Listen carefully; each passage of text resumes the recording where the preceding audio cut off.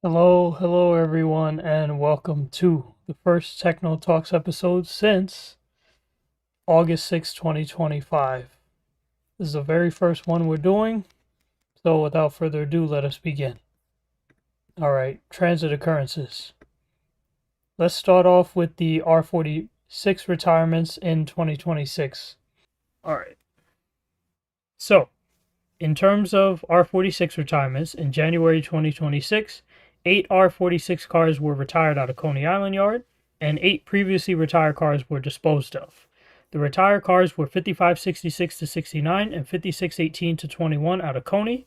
Meanwhile, ex-Pitkin R46s that were at Coney Island Yard, 6018 to 21 and 6074 to 77, were removed from MTA property. In February 2026, 8 R46 cars were retired, and 8 more were disposed of. 5850 to 53 and 6186 to 89 were retired at a Coney Island Yard, bringing them down to 372 cars, or 46 and a half trains. Meanwhile, 5562 to 65 and 6046 to 49 were removed from MTA property.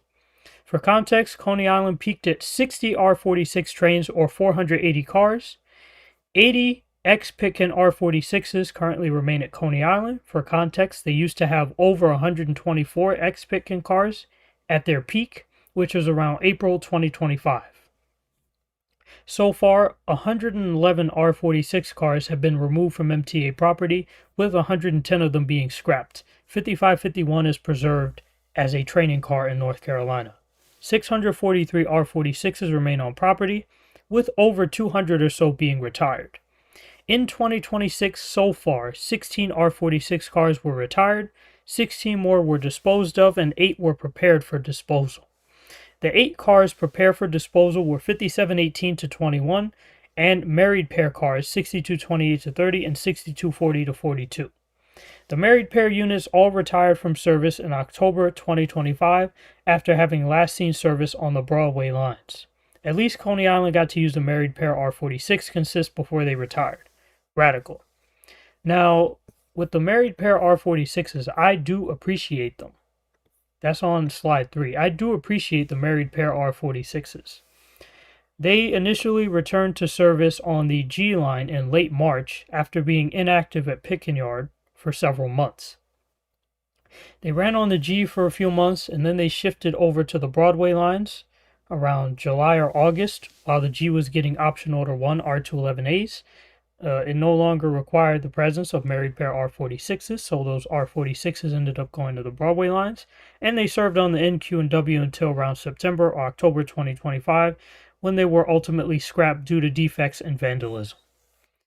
Now they're just being cleared from the system. Now, these R46s are retiring a lot quicker than they used to. The turnaround time between the last runs of these cars and their retirements is abysmal. Sometimes the gap is around 3 to 7 days, then these cars are rapidly shifted away. The current assignments for the R46s are 372 cars, or 46 and a half trains, at Coney Island Yard, and 48 R46 cars, or 4 to 8 trains at Pitkin, for the Rockaway Park shuttle only. These cars are still located at Pitkin Yard, but they're only assigned to the Rockaway Park shuttle, not the A and C lines. So, we need about 50 more option order 1 and option order 2 R211 trains to enter service before the R46s can confidently be fully retired. And we'll probably end up having a retirement run probably around 2027 or 2028, hopefully on one of the Broadway lines. I'll put that there, so I'll keep an eye on that. Now, in terms of the option order R211As, you may wonder how the Coney Island R46s are being retired if the option order R211As aren't being thrown on lines that use them. What's happening is, as the B line gets its share of option order R211As, they're shifting more R68s and R68As to the NQ and W, which are indirectly replacing the R46s. Those R68s and R68As will eventually be replaced by future option order 2 R211As and R268s. But until then, the R68s will be chilling on Broadway for the foreseeable future, essentially making up all of the NQ and W line fleet. The MTA has been indirectly retiring fleets for a long time now. Just look at Manhattanville Depot in 2019, where they received next gens from Kingsbridge to retire their first and second gens rather than getting new buses directly. And yes, I'm still salty about that.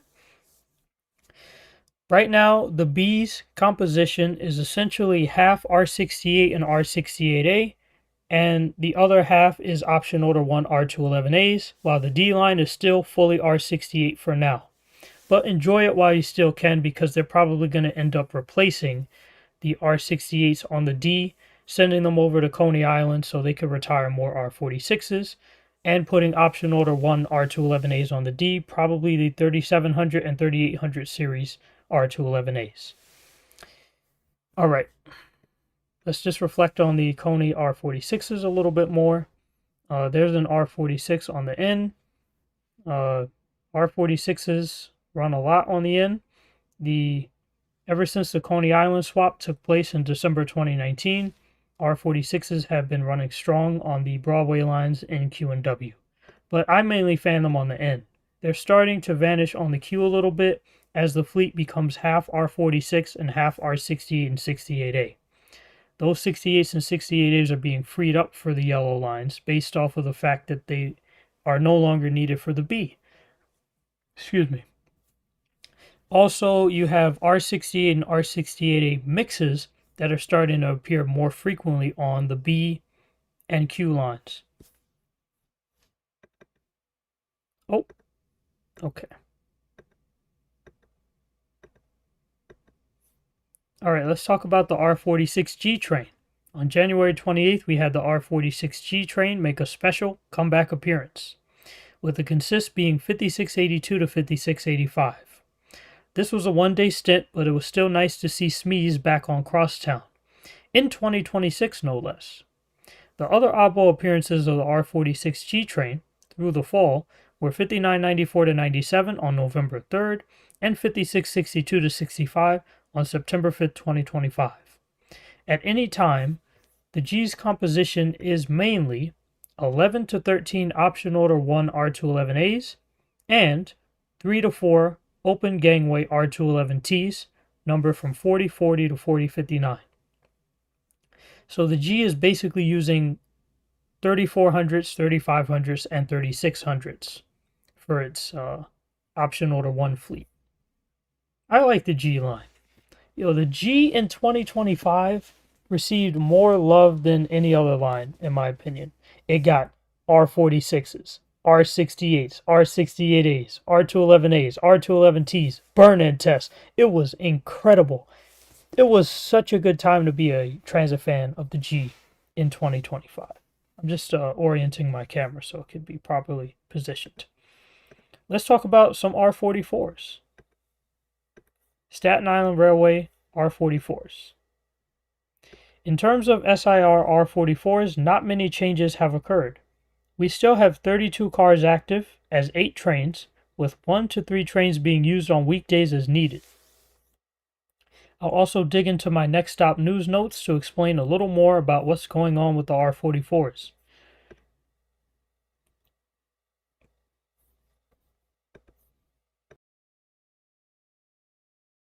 Alright, so on July 10, 2025, several R44s were sidelined. 3 4-car trains were stored at Tottenville Yard. G-Check the Railfan did a very good job keeping up with Staten Island Railway R44 information. And a few R44s were stored at Ballpark. So let me give you a little context on Ballpark, besides the fact that I went to visit it on June 22nd, 2023. Ballpark is the last remaining piece of Staten Island Railway's North Shore branch. Long, long ago, Staten Island used to have 3 branches, the South Bay, North Shore, and Mainline branches. Now it's just the main line from St. George to Tottenville, but St. George used to be a lot bigger and it used to serve a lot more purpose. That's probably why it used to be so big, because it needed all that room to store trains that were going in all these different directions. Now, St. George's capacity makes no sense. It's like, why do you have all those tracks for? Like, there's no need for it now. You're literally just running from one direction to the other. You're not doing 3 branches no more, buddy. But anyways, ballpark is currently used to store trains when they're not being used. Like you could throw a work train over there. I have seen a work train over there. You could store a couple R44s there if you're not using them at the moment. It's a good place to just store your trains. And last time I went to ballpark, I got invaded by aphids. It was freaking terrible. It was a plague. It's amazing how we forget how much bad stuff has happened in our lifetimes. 2023, New York looking like Mars, aphid invasion, Titan submersible implosion. Like we have seen some crazy stuff, and we all just tend to phase it out. It's insane. Ballpark used to be open in the 2000s and early 2010s, if I'm not mistaken, but then it closed and has no longer been used since. But it is a good place to store trains. Anyways, it was thought on September 12th that all R44s had been fully removed from service, which would have made Staten Island 100% R211S. But this was quickly disproven once an R44 ran to Huguenot on September 14th, on a weekend no less. That's why you have to be careful with misinformation. I try to do the best job I can at filtering out misinformation and only reporting facts, but sadly, sometimes a few things do get through the cracks, and it's very annoying when that happens. But you gotta remember to independently verify your sources. It also helps when something is peer reviewed, if you could get that far. But essentially, in terms of R44s, we're still in the same place that we were last July. That we still have 32 cars or 8 trains that are active, because 4 times 8 is 32. It works the opposite way when you're dealing with an 8-car train. You can have 4 8-car trains or 8 4-car trains. In this case, we have 8 4-car trains that are still active. But like I said, you only need 1 to 3 trains per weekday to make service. Basically, this problem is caused by the fact that the MTA did not order enough R211Ss. They should have ordered 100 cars, which would have been from 100 to 199. However, they didn't do that, so now we still have R44s remaining in the system as emergency use cars. And they basically show up as needed on an ad hoc basis. I don't think they're going to be retired anytime soon, but I wouldn't sleep on that. I would try catching them as much as possible while they're still around. Hopefully, Lord willing, when the weather gets a little bit warmer, I will be taking another trip out to Staten Island. Not as much of a rush as I used to be in, because I did want to see the LFSE pluses at Charleston. It doesn't really matter now because they're all shifted to Kingsbridge, but I could still see Charleston XE40s, R44s, a couple Prevosts, third gens, Coneheads. Oh, by the way, did you guys know, like, based on the Great Clusterfuck, that Castleton essentially doubled their Conehead count? Like, well, they went from 23 to 33 units, so they got like 10 more units from Queens Village. Not necessarily doubled, but a significant increase. That was based on the Great Clusterfuck. You guys remember the Great Clusterfuck, June through August 2025, that Staten Island's fleet kept breaking down, so they had to bring in buses from other depots to replace the worn out buses on Staten Island, and then send the worn out buses to LaGuardia and other depots to be fixed up, and some even got transferred to other depots, like 2015 Prevost to Ulmer Park, third gens to Flatbush, etc., etc. 2015 LFSs to Queens Village, Jamaica. The whole city basically got Staten Island's hand-me-downs. Anyways, let's talk about, before I get too far in my topics, I'm going to go back to the government shutdown. Alright. Oh! I gotta learn which commands to use. Sometimes I do that by accident. It's always funny when you make little technical errors. It adds a little bit of comedy to the stream. Alright, let's talk about the government shutdown. Currently, we are in our 5th government shutdown. Now, keep in mind, this is a partial shutdown, so it's not going to affect everything like how the October-November shutdown did. Now, Shitler shutdown, which was from October 1st, 2025 to November 12th, 2025. That lasted for 43 days and all government branches were impacted. The second shutdown, the partial shutdown, from February 1st to February 4th, if I'm not mistaken, that lasted for a few days and it only affected, I think, 6 agencies. It was a partial shutdown. But basically what happened is Republicans tried to get slick and lump $10 billion in ICE funding with a whole bunch of other government funding until September 30th. Democrats weren't having it. They're like, absolutely not. What we will do is fund ICE for 2 weeks and pass the rest of the bills. But because they changed the legislation, it had to go back to the House, and Mike Johnson, who was lazy, was not present to do his job. Therefore, the shutdown lasted for the weekend. That was earlier this February. Now we're in another shutdown as of Friday, February 13th, which is currently ongoing, and it's only impacting the Department of Homeland Security, or DHS, which runs ICE, as well as the TSA. So Kristi Noem's agency is not being paid right now.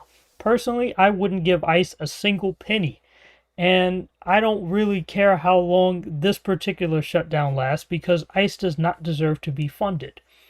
They have basically been turned into Trump's secret police force to terrorize Americans, and that is not okay. Do not give them a single dollar. Please, Dems, if you're listening, do not cave. I guess this could bring us to our next point. Let me see. Where are my slides on that matter? Should be image slideshow 3. This is a new series that I came out with entitled Orange Peeling. The debut episode took place last Wednesday, which was February 11th, 2026, and it was awesome. It feels so good and cathartic to get these feelings off my chest. That way I can focus on more important business. Like, it's insane just watching Trump tear the country limb from limb and not being able to do anything about it. So, as a method of catharsis, I've come up with this new series entitled Orange Peeling. I'm sure you'll enjoy it. We basically go into detail as to all the ways which Trump is tearing this country apart limb from limb. And it's a lot, trust me. I'll just quickly run down the topics we talked about in the last Orange Peeling episode.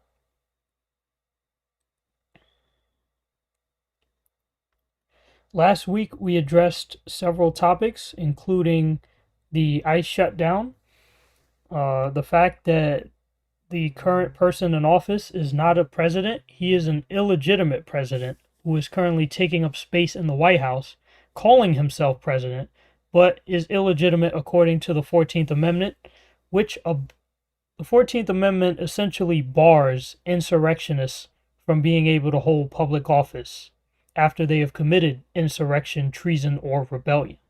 We also proposed a solution on how to get Trump and his cabinet out, which is Article 2, Section 4. If a president is convicted of treason, all of his officers shall be removed. We talked about how he violates the First Amendment by arresting journalists such as Don Lemon. We talked about how people opposed him during the Grammys. We talked about how he delayed aid to Puerto Rico in his first term and how Bad Bunny's performance highlighted that. We also talked about his presence in the Epstein files. We talked about sewage spill into the Potomac River. And we also talked about an issue that's near and dear to me, which is the fact that he's actually withholding funds for, let me see if I can find the image here. The fact that he's actually withholding funds for the Gateway Project and 2nd Avenue Subway, which is absolutely despicable and egregious. All because he wants his name on an airport and on Penn Station. This is absolutely insane. He is an egomaniac, a megalomaniac, and a maniac in general. We also talked about the dumb ballroom. Now he's talking about it's gonna cost $400 million. This man is insane, bro. It initially started at $200 million. Now it's $400 million. He claims it's gonna be from donors, but I know for a fact that he's robbing us with all the funding he cut last year for public assistance programs. The 100 billion that was supposed to go to SNAP, it went to ICE instead because of the big beautiful bill or whatever he calls it. Oh, it was a very good episode. It was important. This is the amendment that bars Trump from being in office. That's why I refer to him as an illegitimate president. You can't hold office if you have committed insurrection or rebellion. Let me get my video back up. I didn't know I was going to talk about orange peeling this in depth, but here we are. And this was a funny image which I showed last week as well. It basically reflects the very gaudy and self-absorbed nature of the current individual occupying the Oval Office. Let me see if there's any comments here. What's up, Kavan, Tyler, awesome, incredible, and more. R262, Traveler. R142s are now 24. Oh, that's cool. That's cool. All right, we're gonna get back on track. I promise. All right. So, government shutdown, right?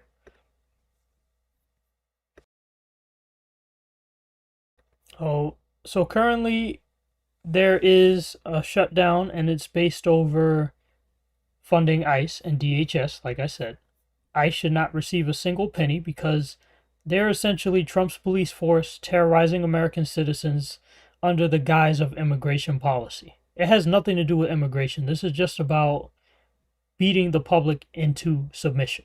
That's all it is.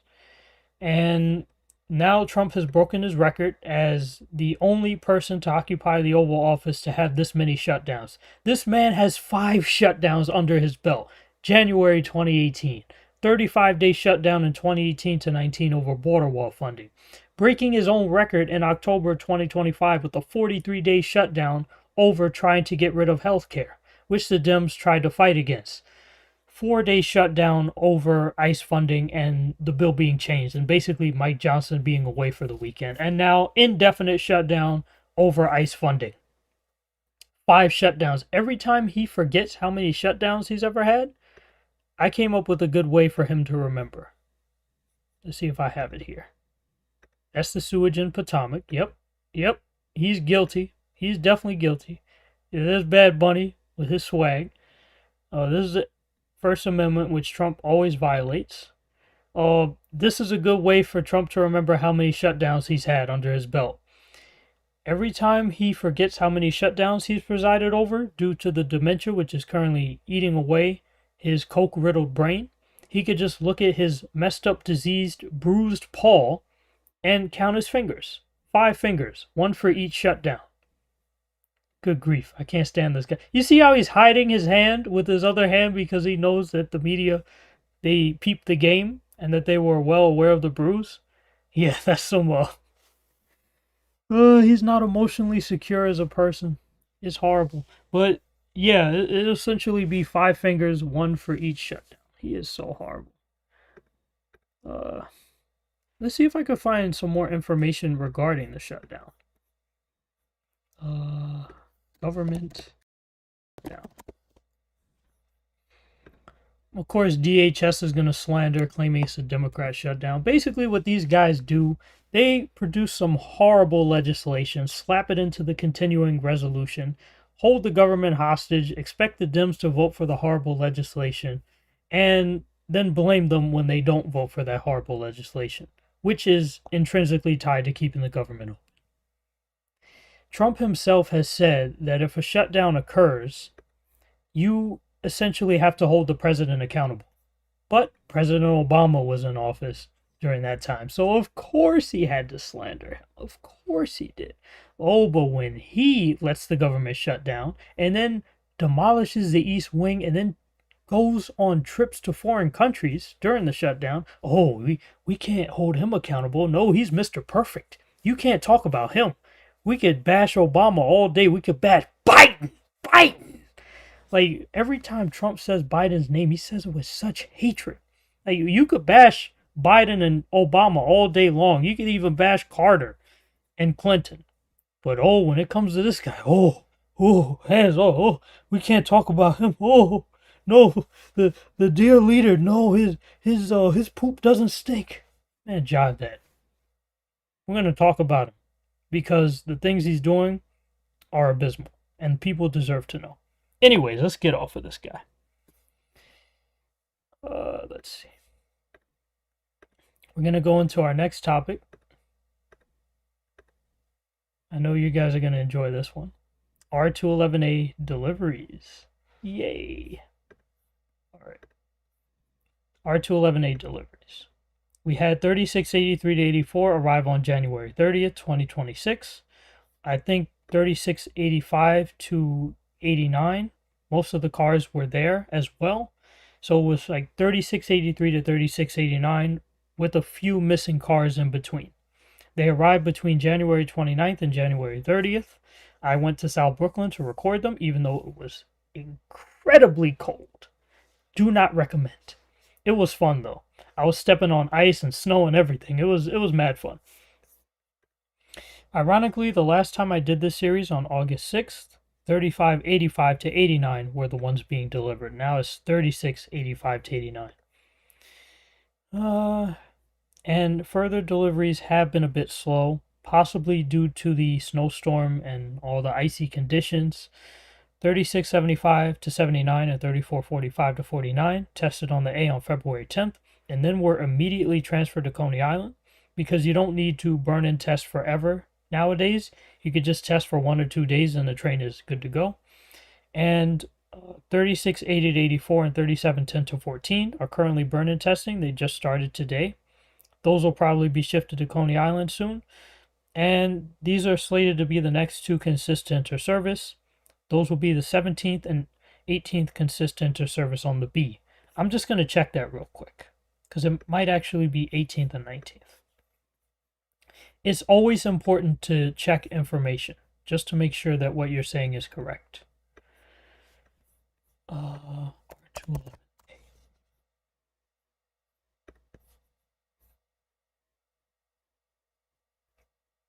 All right. Yeah, what I said is indeed correct. That's good.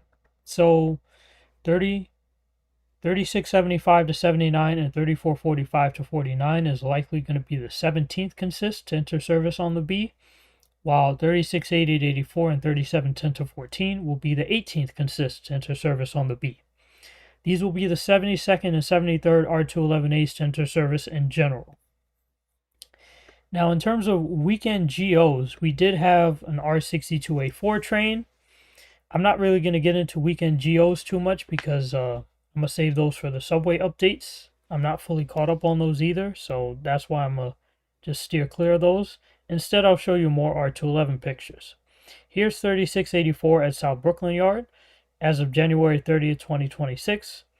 And you will note that I was able to get a clear view of the train now that the gate has been changed at South Brooklyn.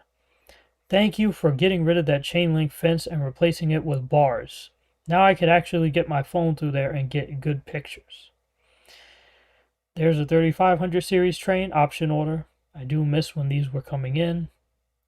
I enjoyed seeing them.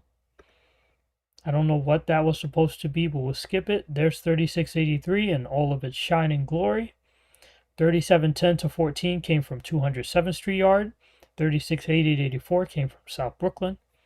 So now all the 3400s, 3500s, and 3600s for the most part are in, except for like 3690 to 99. We're still waiting those. Here's an option order 1 R211A, which had just entered service on the G line, 3425 to 29. Beautiful. I don't know what that is. There's an R211A on the B. I think this is a good chance to talk about the fact you have like 14 or 15 R211A B trains.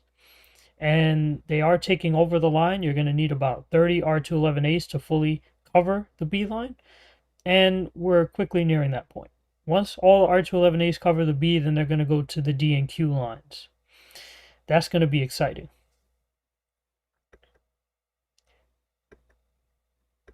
Why did some of these get messed up? Okay, is this a good time to talk about new bus deliveries? I think it is. And we're going to stabilize my camera so it doesn't keep moving. Alright. It looks like my Gun Hill image got cut off, so I'm gonna go cry in a corner and end the stream. No, I'm kidding. I'll just show you on my phone. This is one of the images that got cut off, sadly. Probably because I converted it from HEIC to JPG. Can I enlarge my screen? I don't want to do that, though. I don't want to do that. Just... How am I going to do that? I'll just do this. Let me get these other images out the way. There's one of the new XD60s that just entered service, 6292. And now we'll talk about new bus deliveries.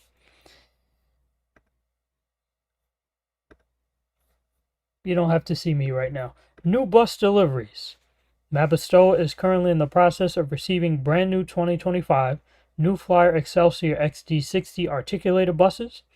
Gun Hill Depot is receiving them first.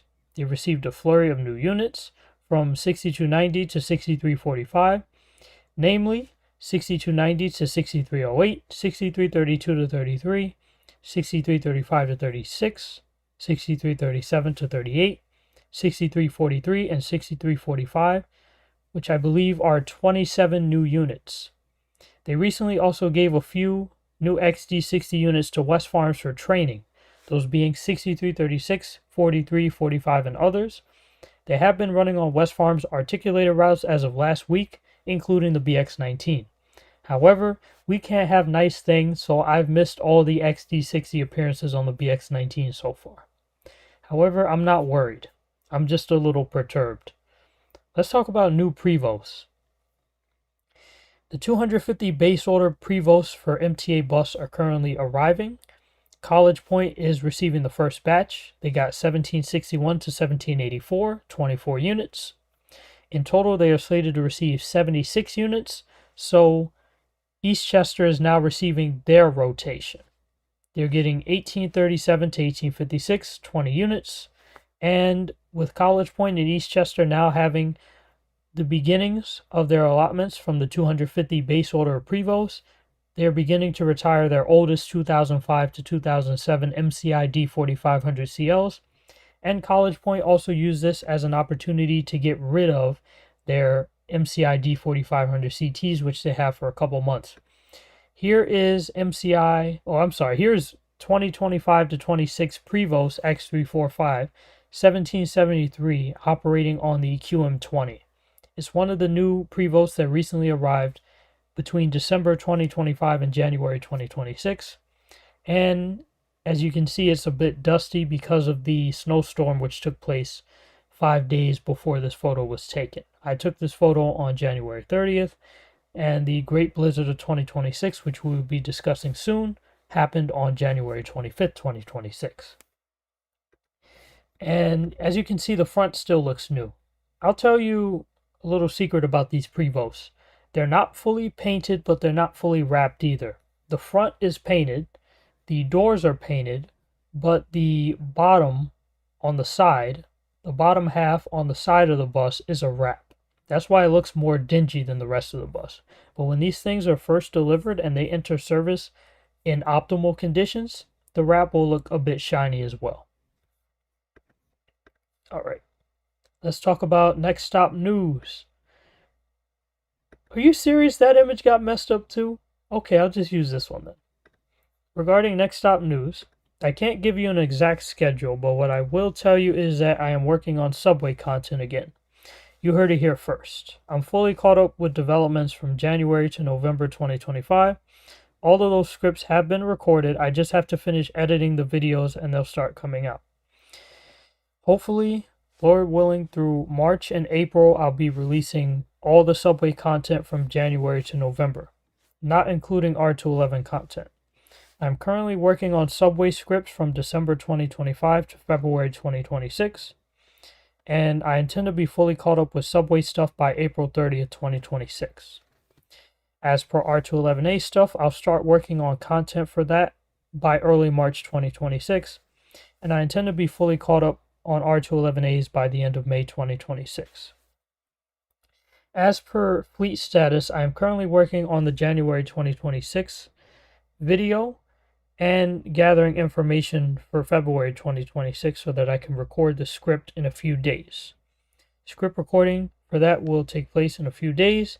As for other systems, I'm not able to divulge my plan for that as of now, as I don't even know what the plan is for that yet.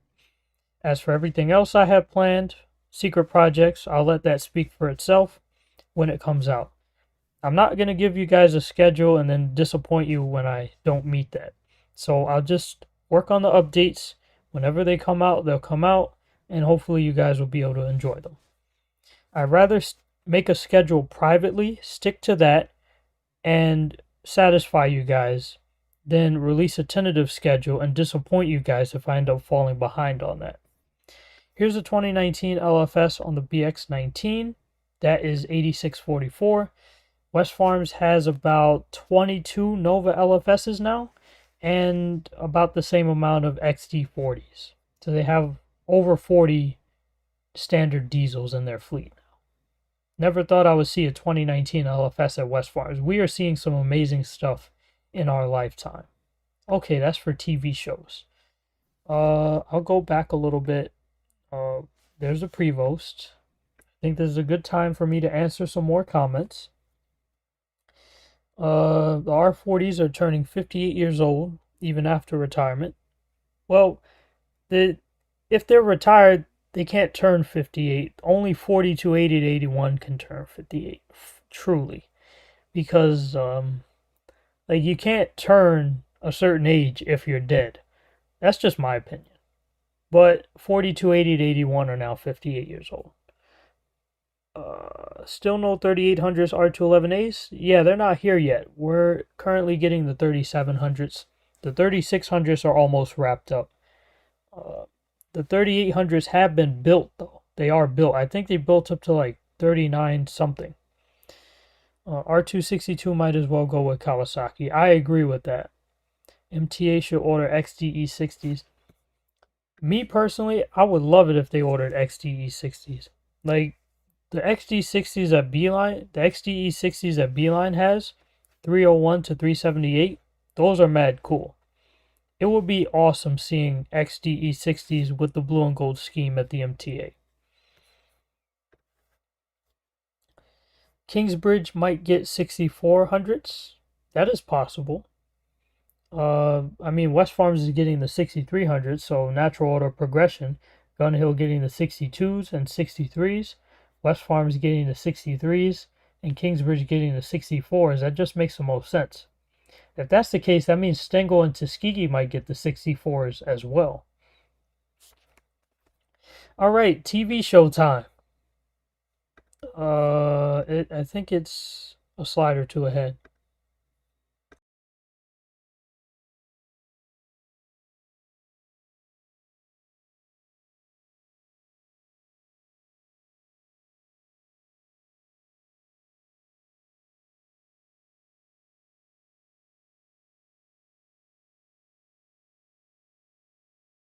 Alright, let's talk about TV shows. This is going to be fun. Let me just minimize myself if possible.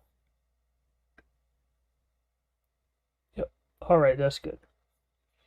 Okay, so, as you guys know, we have a lot of good TV shows to look forward to. Stranger Things Season 5 finished on December 31st, 2025. They released it in 3 volumes. They did Volume 1 on November 26th. They did Volume 2 on December 25th, and then Volume 3 on December 31st. Volume 1 essentially revolved around, oh, spoilers by the way if you haven't seen it. Volume 1 essentially revolved around the disappearance of one Holly Wheeler and Demogorgon's kidnapping 12 children for Vecna so that they can amplify his powers. Volume 2 was mainly about getting Max and Holly out of Vecna's mind, which they call Camazotz. Nice alarm I have there. Getting them out of Camazotz, and also bringing Max back to life, coming up with a plan to go into the Abyss and fight Vecna. And Season through season 5, episode 8, which was also known as volume 3, was the payoff. Them rescuing the kids from the abyss, going into the abyss, killing Vecna, and killing the Mind Flayer. A lot of people did not like this season. I was one of the lucky few who did, thankfully. However, it was insane hearing that the Duffer Brothers actually did rush the production of this show. Like, they said, I gotta adjust my camera again. They basically said that they were writing the script while they were filming the episodes. Big red flag. Also, not including Demogorgons and Demo Dogs in the Abyss. Like, Demo fatigue? That's not a thing. The Demogorgons are my goat. Like, I love Demogorgons. They're my goat, personally. And Demo Dogs are even better. They have so much aura. Will Byers, at Season 5, Episode 4, had a lot of aura as well when he became a sorcerer. Like, bro was literally aura farm. You see how he's placed above 11 in that picture? That's why. He had so much aura in Season 5, Episode 4, and Episode 5. Bro was doing the most. It was amazing. And then bro tanked after, like, Season 5, Episode 6 to, like, Episode 8. Well, he got his aura back in Episode 8, kind of. Overall, all these characters have mad aura. They were aura farming, especially Vecna. How you gonna just show up to the real world, taunt Will, kill the military guys, and then leave? Like, nah, bro was doing too much. And raising Demogorgons back to life. Nah, bro was doing too much. It was fun. Okay. So that's a wrap with Stranger Things 5. They are going to release the first Shadow on Netflix. They're going to professionally film it and then release it on Netflix. That way they'll give more insight into Henry Creel's backstory and upbringing and how he became the monster known as Vecna. Basically, Vecna is like the upside down version of Trump, but with a lot more aura. Because, like even the hand bruising in episode 5, I'm like, you know what? They're trying to send a message here. And I'm picking up what they're putting down. One thing that Vecna and Trump have in common is that they both like little... I censored myself. But no, Trump should be in jail, definitely. Alright, Fallout. Fallout Season 2 just wrapped a second season on February 3rd, 2026.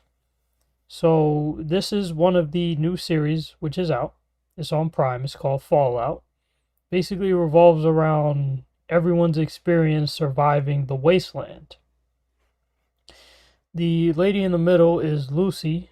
She used to dwell in a Vault 33, and basically she now has to fend for herself in the wildness, in the wastelands.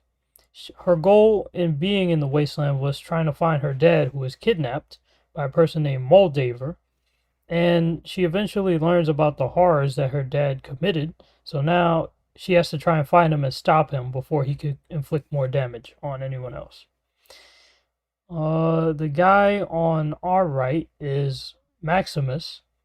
He has the Glock in his hand. It's pointing upward. He was from the Brotherhood. They found him as a child when his city got nuked. Shady Sands, his city got nuked. He went on a lot of adventures, and through a very interesting series of events, he became somewhat of a knight who was fighting Fallout's version of Demogorgons, which are known as Death Claws. They're terrifying. Never want to fight against one of them. And then the guy on the left is the Ghoul. His name used to be Cooper Howard, and he was a movie star and also a promoter of the underground bunker vaults. He accidentally ended up causing the end of the world by giving cold fusion to the president rather than a CEO in Las Vegas. And he had to survive for 200 years as a ghoul, all while looking for his family. And he became a ruthless outlaw, kind of. That's what happened. So they just wrapped. Season 3 is going to be a banger, probably in 2027 or 2028. But right now we have 16 episodes of this awesome, impeccable series to enjoy.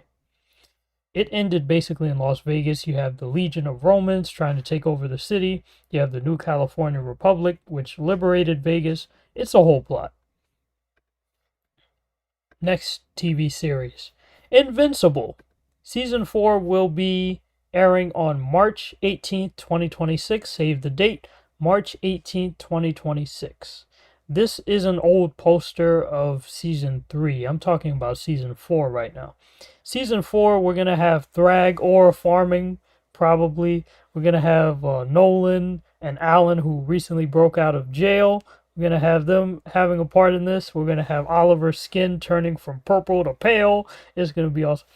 In case you don't remember Season 3 was nice too. We had the Invincible War. We had Omni-Man breaking out of jail. We had Oliver growing up. We had Invincible fighting Conquest. I think Conquest will come back in Season 4. This is why if you vanquish an enemy, you don't keep him around. You just get rid of him. You don't say, oh, I want to study how your brain works. No, you get rid of the opposition. Because the opposition will come back and get rid of you. If you don't handle the problem will handle you. That's how life works. I'll be answering comments after this as well. Oh. The Boys. Oh yeah, this is going to be fire. In case you don't know, Homelander is the embodiment of Trump. Except with a better built body. But his ego is mirrored off of Trump's ego. So basically, Homelander's in control of Washington and he's hunting down superheroes. That sounds familiar. Like, The Boys is literally a political commentary without it trying to be, with superpowers and a lot of gore and violence. But I've been told Gen V is so much more gory and bloody. Not to watch that. But The Boys Season 5, this is going to be peak. It's going to air on April 8th, 2026 on Prime. Invincible and The Boys will both be on Prime, so that's something to look forward to in the near future. Stranger Things Tales from 85. I don't know what the heck happened to the image, but this is basically going to be a cartoon spin-off of Stranger Things. It's going to delve into the events which occurred between seasons 2 and 3. Sometime in the winter of 1985. Now, this is when Max Mayfield was recently added to the group. This is when 11 came back to save her friends. So they're going to be going against like demo vines and demo flowers and things of that nature. Remember, now we know that Will Byers was actually creating the tunnels and the hive mind, linking the Upside Down with Hawkins. So it's probably going to be very plant theme oriented. And it's going to take place in the fall and winter. Fall 1984, winter 1985, back when Kawasaki and Bombardier were building the R62s and R62As. This is going to be fun. I can't wait to see it. Netflix, April 23rd, 2026. So the Stranger Things cash cow can still be milked. You're going to have The First Shadow on Netflix. Tales from 85 on Netflix. Like reruns, spin-offs, things of that nature. We might get a Montauk spin-off, who knows? The Duffer Brothers said that they left a hint for a spin-off in the finale of Season 5.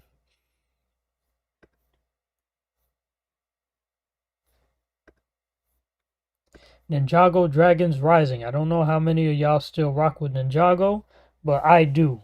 It's very good. Currently, we just finished an arc where Thunderfang, which is a Chaos Dragon, a Shatter Dragon of Chaos, to be more specific, he wanted to become a Source Dragon. He was trying to overstep his boundaries, and he used the Forbidden Five to unchain him. The Forbidden Five of those five up there, I think, like Noct, Zarkt, Drix. I forgot the other two names. One is right on the tip of my tongue. Well, I'm not gonna stress myself in saying it.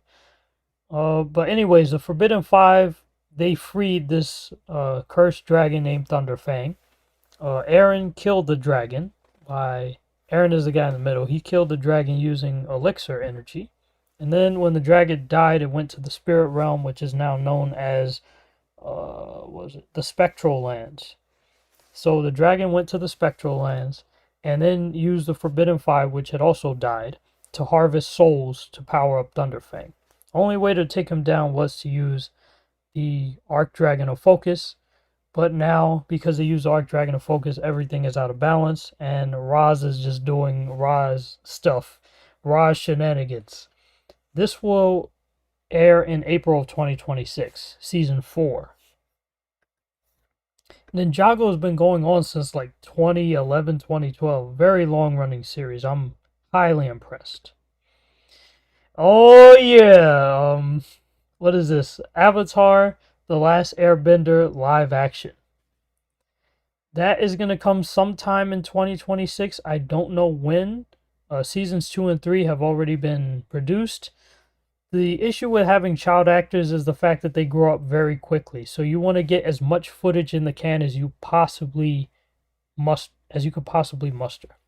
Because before you know it, that child is going to have facial hair, is going to go through puberty, their voice is going to drop by 10 octaves, and you're not going to be able to use them for their specific role anymore. So the main objective is you got to try and get the scenes out as quickly as possible. People joked that the cast for the live action Avatar looked like their season 3 counterparts by the time season 1 was done filming. And they were aura farming in 2024 with all the interviews they were getting. Radio silence through 2025, Shitler's year. Wednesday season 3. This will take place in the summer of 2027 at the latest. Is currently being filmed as we speak. I think most of it gets filmed in Ireland, which is ironic. Let's see. Like most of it gets filmed in Ireland. Where we left off last time, I think everything was in chaos. Who did she have to stop last time? Oh, right. I remember why my memory is so fuzzy now. Because right as I was finishing Wednesday season 3, one of the worst events to happen to me took place, which I now call a summer hook. But now I remember. You had the dead dance with Enid and Agnes. You had Principal Dort doing shenanigans. He had to be stopped. You had, who was it? Wednesday's counselor became her spirit guide. That was Principal Weems. Wednesday and Enid swapped bodies. Tyler's uncle and Tyler's mother were reunited with Tyler, who was freed from the asylum, Penhurst Asylum, I think it was called. They all escaped, and we basically had hides on the loose. It was chaotic. It was a chaotic season. It was basically like as much tomfoolery as you could possibly muster. You had a raven that was out here attacking people, and people that were innocent were being blamed for it. It was shenanigans. It was shenanigans. This is just a fun series. Season 2, if you don't remember it, part of it debuted in August and the other part debuted in September. It was just an overall fun experience. And if you want to go back even further, Season 1 debuted in November 2022, and Wednesday and Stranger Things both had record-breaking numbers, and their sequels essentially disappointed people, and their sequels took about 3 years to produce after the fact that there was a 3-year gap between Wednesday Season 1 and Wednesday Season 2, and a 3-year gap between Stranger Things 4 peak and Stranger Things 5 mid at best. 3-year gaps. Also a 3-year gap between my 2 summer hooks. The worst 2 events to happen to me, 2022 and 2025. Anyways, let's talk about the Oscars a little bit. This year's Oscars lineup is trash, save for Marty Supreme, Zootopia 2, K-Pop Demon Hunters, and Sinners. Like, we didn't really get that many good movies, like, recently. Let me see, Oscars 2026. In my opinion, we didn't really get too many good movies last year. It's going to take place on March 15, 2026 from 7 to 10 p.m. Let me see what they're talking about doing. It's going to be the 98th Academy Awards. That's the more formal term. Okay, we got Timothy Chalamet, Leonardo DiCaprio, Ethan Hawke, Michael B. Jordan, and Wagner Moura all nominated for things. The only good thing I see here is Sinners. Like, that was the only actual good movie here. All these, I don't know what the heck these are. and K-pop Demon Hunters and Zootopia.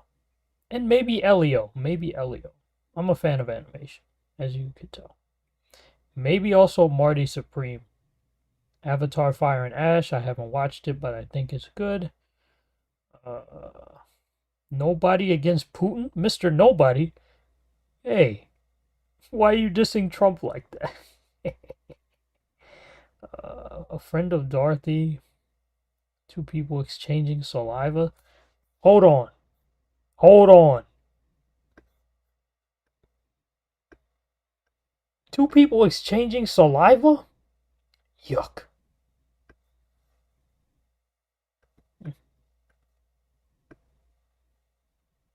Zach Transit and Basha. Anyways, Bugonia, Frankenstein, Hamnet, one battle after another, Golden. I haven't heard of any of these. F1, maybe I might have heard of it. Yeah, these are all trash. I won't be watching that. But yet I'm recommending you guys to watch it. Why am I recommending this? I don't even want to see it. You know what? Let's just get this off the screen. Let's talk about the Great Blizzard of 2026. On January 25th, 2026, over a foot of heavy snow hit New York City as part of an intense snowstorm. Frigid temperatures helped make this possible, fueled by a polar vortex, which lasted for multiple days. New York City remained below freezing for over 12 days, with the longest streak since 2003. There was even a day where the wind chill temperatures were in the negative numbers. There was a day where it felt like negative 14 degrees, and I do believe that day was February 7th. January 30th was almost equally as cold. Even the Hudson and East Rivers partially froze due to how cold it was. I saw the East River partially frozen on the Manhattan Bridge on January 30th, 2026. 18 to 25 people perished in New York City alone due to the cold, with 18 people being found outside and the remaining 7 being found inside, perishing due to the cold. As someone who was out in that snowstorm, I can easily testify that my fingers nearly froze off when I wasn't constantly wearing my glove. I couldn't even feel my fingers whatsoever on my right hand, and it was scary, I will admit that. I'm thankful to have just made it through last month. That's how brutal it was. Like, my main objective was like, we just got to make it through January. This is crazy. Now it's like we kind of have to make it through February, but we can also kind of enjoy February as well. February is a month where you partially have to just make it through and partially enjoy. January 30th was so cold that I didn't even want a fan, and my phone died almost instantly. However, I was blessed to push through January 25th, 26th, 30th, and February 7th and get good footage outside. This is a true winter. This is what real winter looks like. And let me see. Okay, year ranking. Brief recap. Answer comments. Okay, so that's all I have to do. So we're almost done with this show. Here we have a view from my house. Here we have a large accumulation of snow protruding into the street on 145, going up the hill towards Broadway. The one train station about to be seen. There's the one train station. This was during the Great Blizzard of 2026 on January 25th. Oh, I even see the, I won't make mention of that. What the heck happened here? Okay, that is snow. Pretty sure that's snow. We'll talk about that next, but I'll go back to this image real quick. This was January 25th. We got over a foot of snow, 14 inches in some places. And they're saying that there may be a snowstorm next week between Sunday and Monday. 60 to 75% chance of snow. So we might get inundated once again. We got a light dusting over the weekend between Sunday and Monday, which caused a cone head to come out on the BX19. I always love when things like that happen. Now we're going to read some comments. Let's see here. Can the new XD60s run on Select Bus? it's not an issue of whether or not they could run on Select Bus. It's an issue of the fact that they won't have the scheme. Anything can run on Select Bus, but they won't have the paint scheme for Select Bus. Did I hear about the 100 LFS order next year? Yes, I did. I've been told about that. Nearly 2 years since the last old gen retirement? That is true. March 22nd, 2024, for those who forgot, and March 25th, 2024. That by March 25th, there were no more old gens left. Last people to have them was JFK. It's been 6 years since the first gens retired. Don't make me sad right now. Also, 2025 to 27 XD60 assignments have changed, so West Farms is the second depot to receive them. Might get 6342 to 6386. Here's the thing. I don't know what they're doing with the XD60s. They're being very confusing about it because they give gun hill up to 6345, which obviously tells us that they're going to get way more than 50 XD60s. Then they all of a sudden divert some of those to West Farms, and then they immediately enter service, and they're not even in order yet. I don't know what they're doing. MTA always finds a way to mess up delivery allotments. I don't know if it's a specialty that they have or if they just enjoy doing it for the heck of it. But they always find a way to mess up the numerical assignments. At least with the 131 option order of Prevost, they haven't messed that up. We've had 1630 to 49 Castleton, 1650 to 69 Yukon, 1670 to 89 Charleston, 1690 to 1709 Castleton, 1710 to 29 Yukon, 1730 to 1760 unknown as of now because it got skipped over in favor of giving buses to MTA Bus, those being 1761 to 1784 to College Point, 24 units, and 1837 to 1856, 20 units to Eastchester.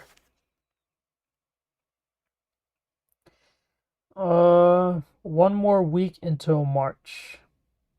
Yeah, that is true actually. Well, a little over a week. It's like more like a week and a half. After all the next gens are gone, it will be an official vintage bus fleet. Don't make me sad. It's the last piece of nostalgia we have left besides the C40s. Motorcycle, you better be quiet out there. Any more comments you guys have? Because I'll be reading comments for like the next few minutes. I might maximize myself. Hold on.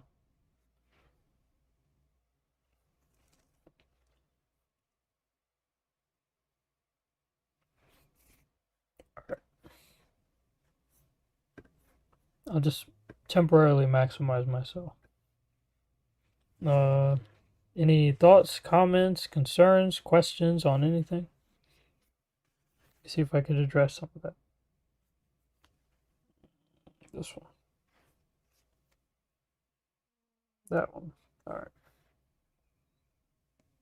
The next gens will not be forgotten. That's right. If Manhattanville had killed all next gens by September 2021 like they were supposed to, I would have forgotten about them. But because they didn't do it that way, I actually grew an attachment to the next gens. That's why I wanted them gone immediately. I wanted them to be gone before I could form attachments to them. That didn't work though.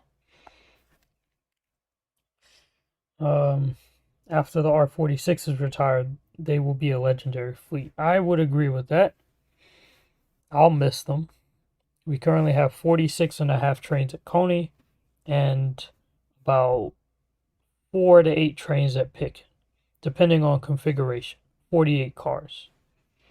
If you want, I could list out those cars for you guys. I could just give you the list. You know what? I'll do that. Here are the remaining cars that are active out of Pitkin, just so you guys know what to look for. Alright.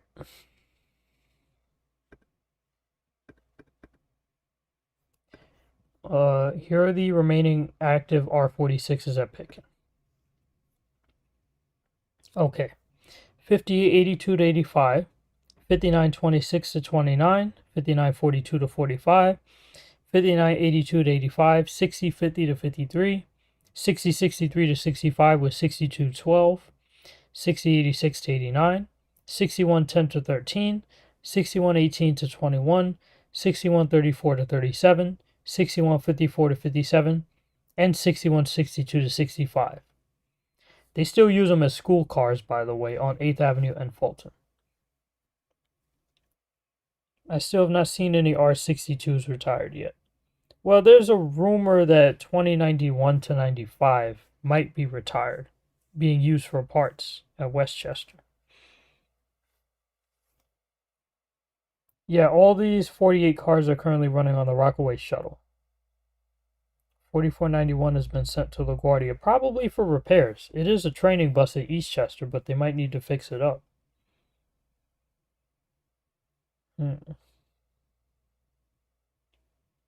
Yeah, the 62s and 62As are active. I'm thankful for that. 46s are retiring. There's not going to be no more fat asses left. We're only going to have hippos, but not walruses, or turbo whales as I used to call them. Man, 2020 was a fun year. And 2021. Yeah, pretty much every fleet is active except for the retiring 46s. 32s are a thing of the past, which still amazes me. We're in a post-apocalyptic future with a madman at the helm.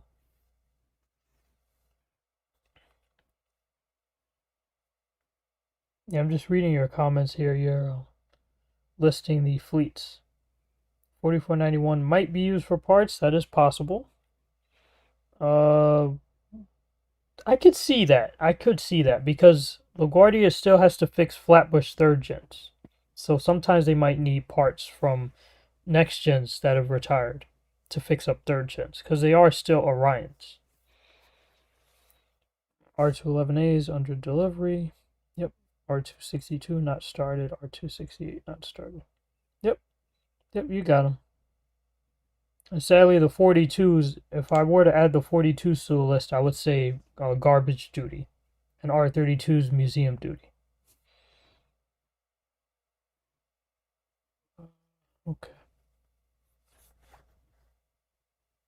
I can answer some comments for a few more minutes before I go to the next topic. Well, R211S and R211T, those are both complete. We are going to get some more R211Ts in option order 2. I think we're getting 80 cars, if I'm not mistaken. As soon as the R262s come in, the IRT lines will have CBTC. That is correct. Lexington and 7th Avenue. I think Lexington is still getting them first. Alright, I'll minimize myself. We'll talk about some more events.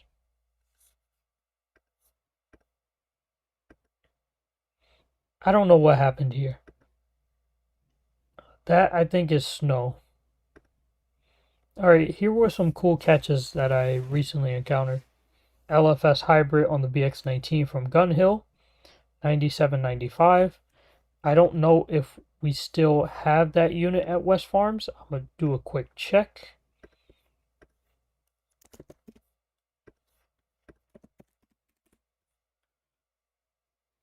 Oh, it's a long-term loaner, so West Farms still has it as of now. It still has Gun Hill stickers, though. Imagine they slap some West Farms stickers on that baby. Oh, that would be cold. Oh, that would be so nice. We got HEV at West Farms. Yeah, I predicted this years ago, though. On the BX19, what were the chances of that? We literally had an LFS hybrid on the BX19 during the Great Blizzard of 2026. Amazing, incredible.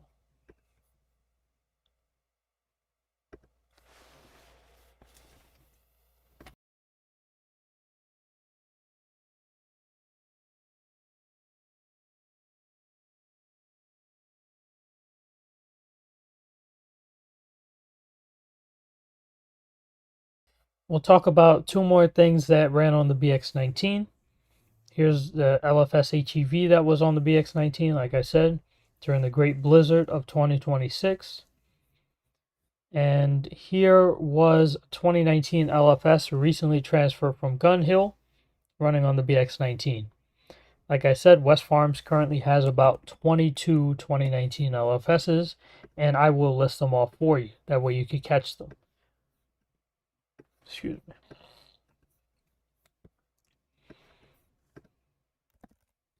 All right, here's the list of LFSs at West Farms. 22 units, 85, 28, 31, 34, 70 to 71, 86, 11, 36, 38 to 46, 86, 99, 87, 05, 17, 23 to 24, and 87, 28. And one Conehead 8858, which was from Gun Hill, which was from Jamaica.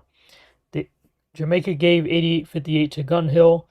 Let me go next slide. Jamaica gave 8858 to Gun Hill in early January, and Gun Hill transferred it to West Farms in early February, and it ran on the BX19 on February 16th, which was yesterday, and I ended up seeing it.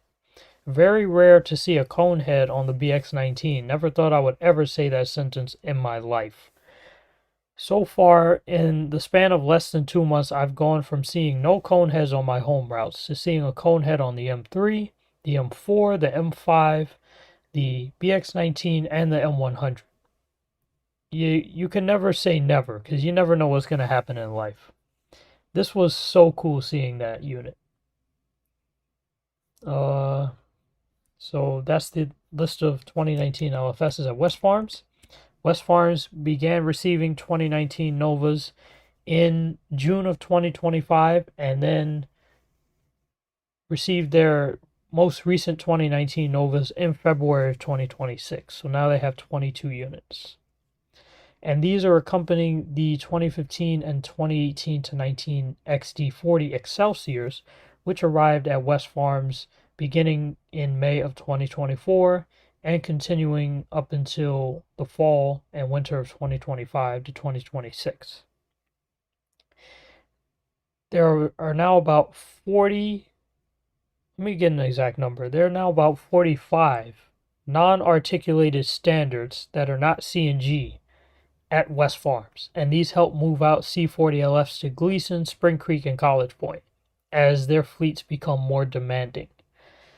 And because of the presence of 2019 LFSs at West Farms, which was never the case in the past, that paved the way for a Conehead to be given to West Farms, as well as an LFS hybrid.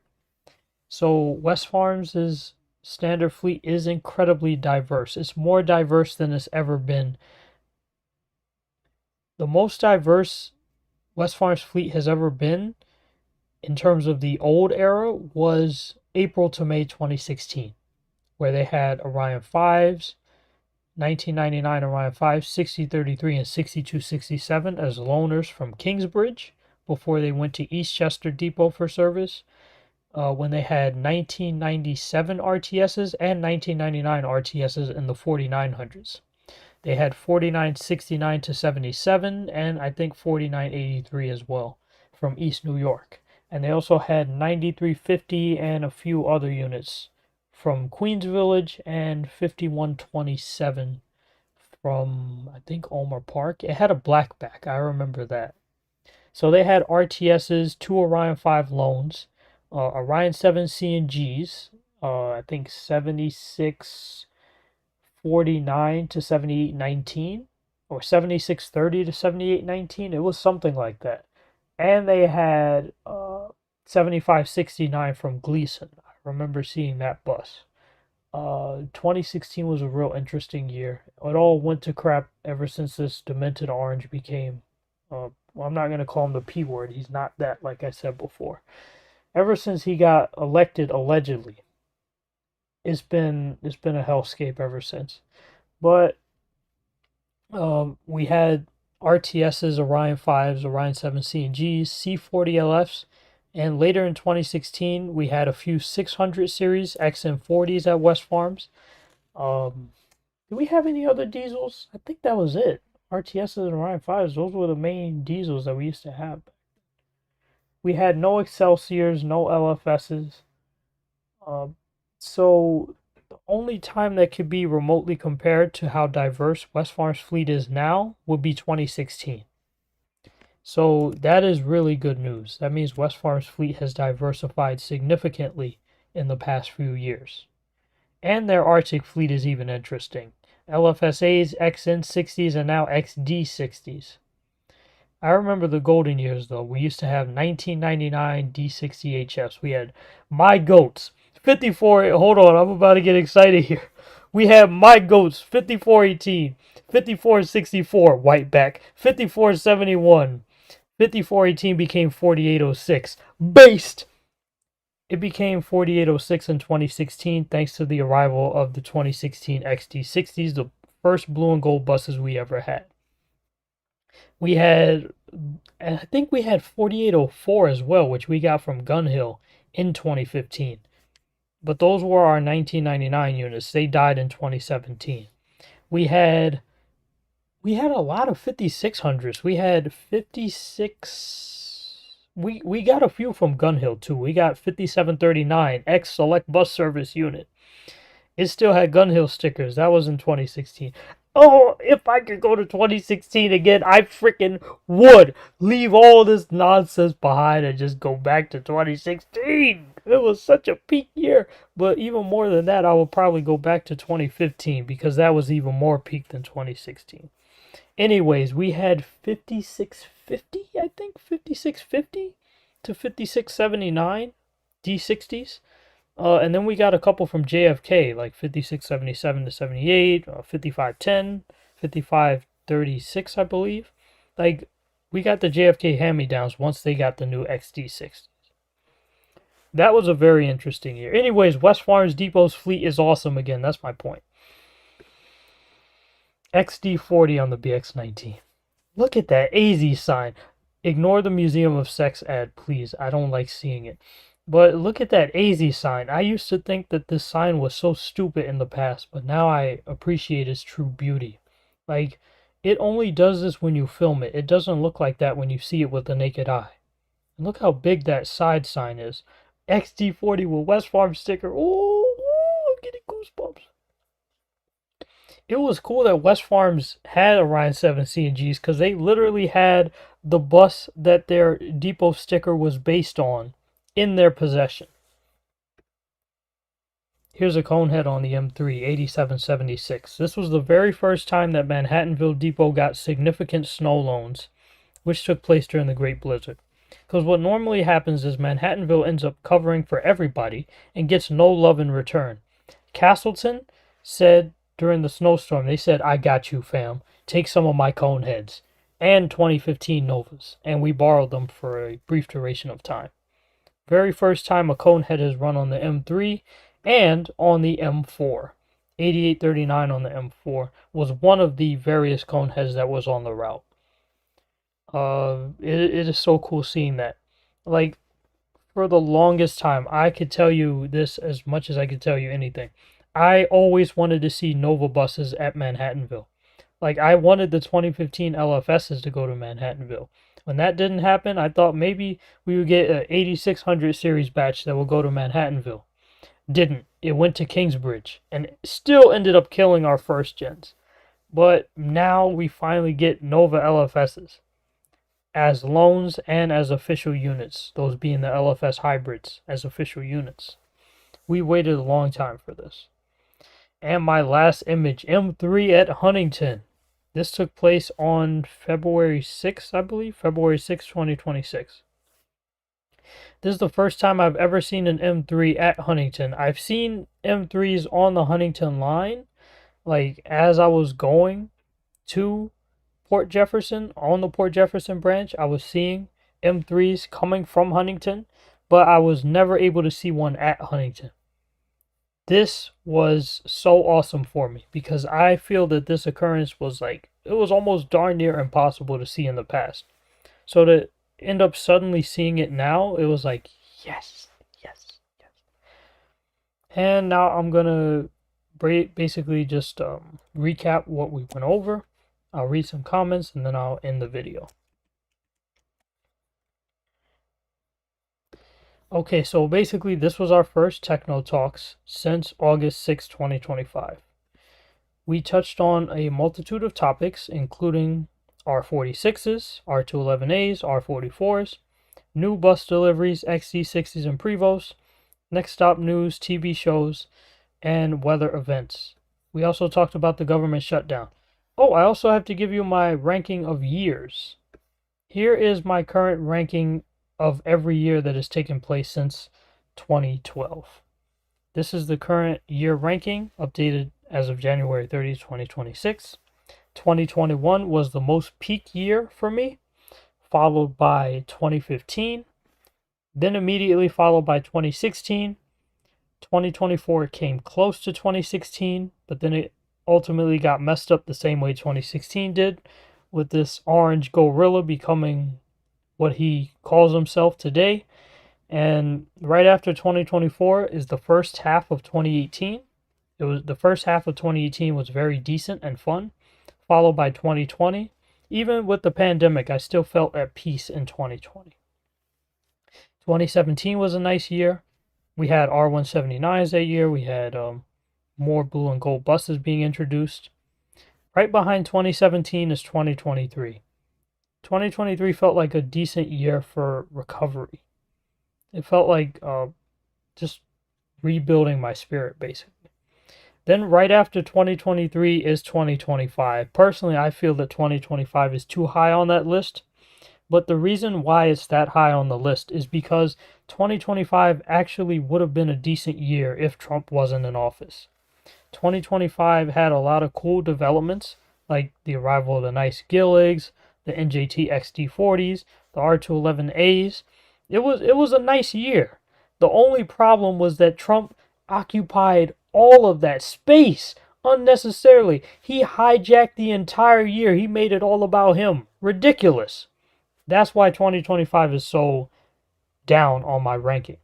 But if Trump had not been put back in that chair, whether by Elon Musk hacking the machines or by 77 million maggots just being stupid enough to forget what he had done the first time around, having collective amnesia, either way, if he wasn't put back in that chair, I think that 2025 would have easily been ranked like right below 2016 or even below 2021. Easily. Because other than that, it was peak. But because you had this idiot back in office, wreaking all this havoc, destroying all these programs, bringing chaos and confusion to the table every single day, that significantly tanked my rating of 2025. Because basically what happened as a result of him being in there, it destroyed my mental health, which is now repaired, by the way. But having such a chaotic and destructive individual in that high position of power, actively intending to hurt people, cutting programs, having uncertainty in the air, you never know what's going to happen from day to day. Yeah, it took a toll on my mental health and caused the year to be extraordinarily more worse than it had to be. A lot of messed up stuff happened in that year that shouldn't have happened. That's why I call it the unnecessary year. 2022 falls right after 2025 because that was the most significantly destructive event that has ever happened in my personal modern time era. And then we have the dark years, which I don't want to talk about: 2013, 2014, and 2012. Those fall on the bottom of the list. Hopefully, Lord's willing, if everything goes as planned, where would I put 2026? If everything keeps going the way it should, I would possibly put 2026 as being higher than 2024 and maybe even higher than 2016. But definitely not higher than 2015 because that was peak. So we could see an ordering 2021, 2015, 2026, 2016, 2024. Or 2021, 2015, 2016, 2026, 2024. If things don't go as well, then I could possibly put 2026 below 2024. But the scriptures say, judge nothing before the time, so I'm not going to give a final ruling on 2026 because the year just began and is still developing. But in terms of me taking back my freedom and my power, the first few days of 2026 have been way better than the last few months of 2025. Oh, by the way, my 2026 is very different. I was so fed up with the year 2025 that I actually cut the year short on October 18th, 2025. My personal experience. So everything past October 18th, 2025, I call that 2026. So that's just so my 2026 is mainly from October 19th, 2025 to April 30th, 2027. So my experience is very different. So that's what I mean when I say 2026. All right, now I'm just going to answer comments and then we're going to be out of here. All right. Let's see. Okay. In 4 months, it will be a year since MTA Bus ended their next gen Orion era. Yeah, they ended it in June of 2025. June 26, 2025. I think 4026 was the last one to run. Or 4626 out of Baisley Park was the last one to run. Doing so on June 26, 2025. On the Q112 and Q110. And the JFK Next Gens, the last ones remaining, all shifted to Stengel. And the LaGuardia Next Gens also shifted to Stengel.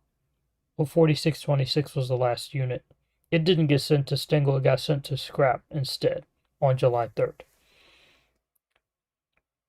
I wonder what line will use the R268 first. It might be the D. It might be. 6th Avenue does need CBTC. But then again, won't the D line be covered by option order 1 R211As? So maybe the NQ and W will use the 268s first.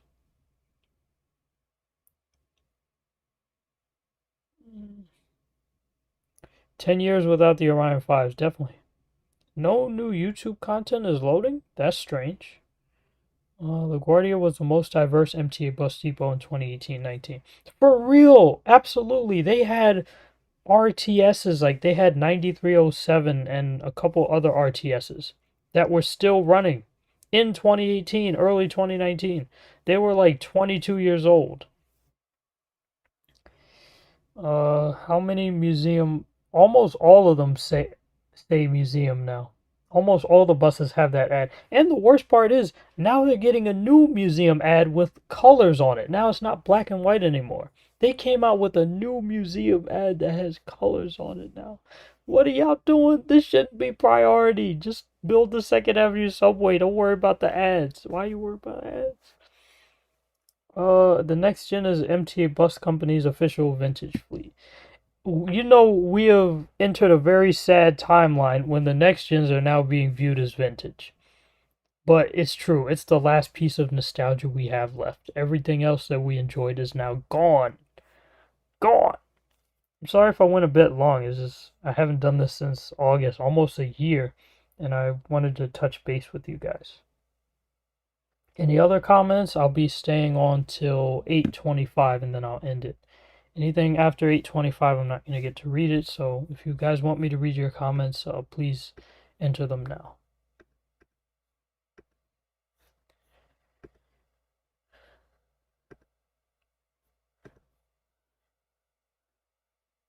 Oh, I'm not going to expose Night Eagle like that, but that comment is funny. That is funny.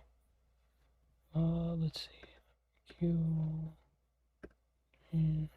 Oh, what the heck? Why would you post that? The main rule of thumb, stop opening up tabs while you're streaming. Exactly. The MTA's head is not in the right place. Like you're focusing on the wrong thing. You're focusing on ads rather than improving service. And also Long Island Railroad. Let's talk about the well, no, not in this video. But the all you need to know is their fare system is screwed up now. Their ticket system is screwed up. Long Island Railroad got rid of the round trip. They got rid of the 10 trip. The one ways expire at the end of the day. It's terrible. I don't know what y'all was thinking. Dumb.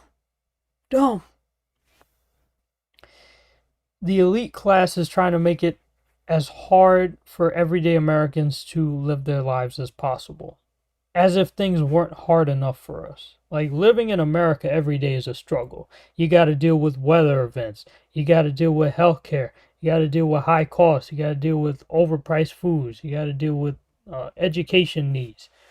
You got to basically deal with all the sicknesses, the pandemics, the plagues, the unanticipated accidents. Being an American is tough in this wide country. It's a huge country, and well, it is huge, and Trump is unnecessarily trying to make it huger by illegally invading Canada and Greenland. But if he ever does that, they need to fight back and don't let him succeed. But like I said, life in the country is already hard. Why are they making it harder for us? And then we find out a vast majority of the billionaires are in the Epstein files. So I'm like, this is a class that is against us. The upper class is fighting against the lower middle class to keep them in poverty. Excuse me.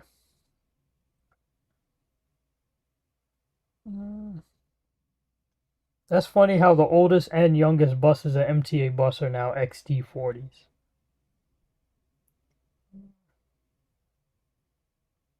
What the heck is Long Island Railroad thinking? Bro, I'm asking myself that question every day now that I have to take the Long Island Railroad. It's like, what were you. What? Okay. Fare increase is one thing. The 10 trip would have gone from $130 to $160 for me. But getting rid of the 10 trip, that means now you have to get 10 one ways. Getting rid of the round trip, that means now I got to pay for an extra ticket going back. Instead of just getting one ticket, now you got to get two. And they expire in the same day. You used to be able to get a round trip ticket that would last you for 2 months. The 10 trip would last like 4 to 6 months. What were you thinking? Now you could either just get a monthly or a one-way peak off peak. This is so dumb. And with the fare increase, what? Bro, y'all low-key, y'all might just have to boycott Long Island Railroad until they get their senses together. Y'all have to fix this. This is ridiculous. And removing a ticket machine from my home station? Are you crazy? This is so dumb. We are in the stupidest timeline, bro. I heard the Arctics were leaving. Leaving where? Where specifically? If you're referring to the 2010 Novas, yes, those are retiring. Like 1281, 1283 got retired. 1235 is dead now. I think 1247 broke down. I read some of those on stream. I'm gonna see if the boys are saying anything in the server.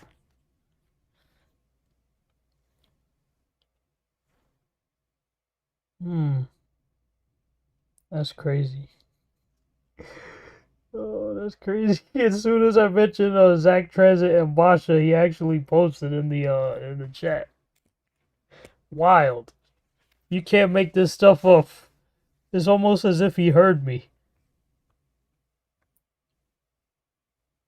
As soon as the 2010 LFSAs retire, it'll be Mabisto's official vintage fleet. Well, yeah.